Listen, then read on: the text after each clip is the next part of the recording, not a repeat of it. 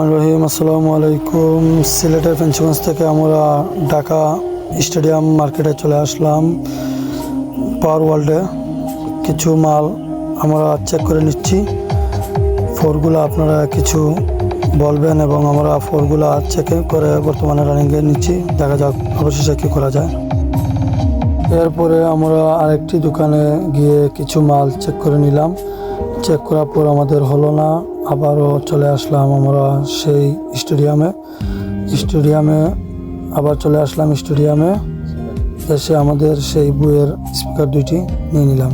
বইয়ের ফোর আমরা কন্ডিশনের মাধ্যমে ছেড়ে দিলাম।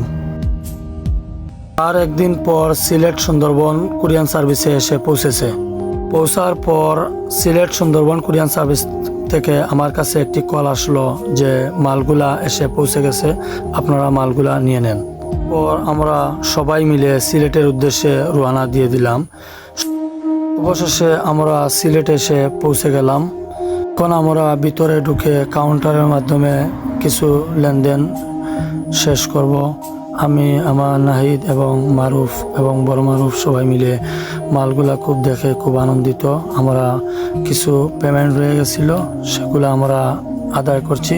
পেমেন্টগুলা সাকসেস করে তারপর আপনার কাছে আবার চলে আসবো। আমরা কাউন্টারে কিছু টাকা লেনদেন করতেছি।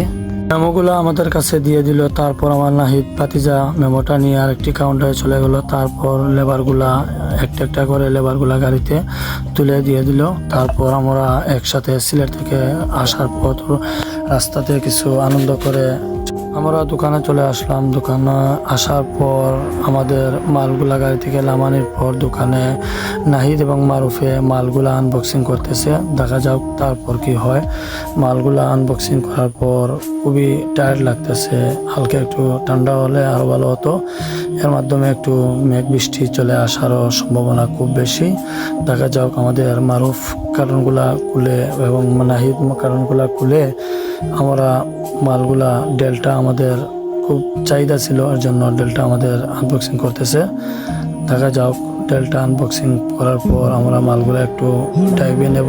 বাইরে ফোরগুলা একটু রেডি করলাম। রেডি করার পর আমাদের মালগুলা কানেকশন হচ্ছে। কানেকশন হওয়ার পর আমরা মালগুলা চেক দেব।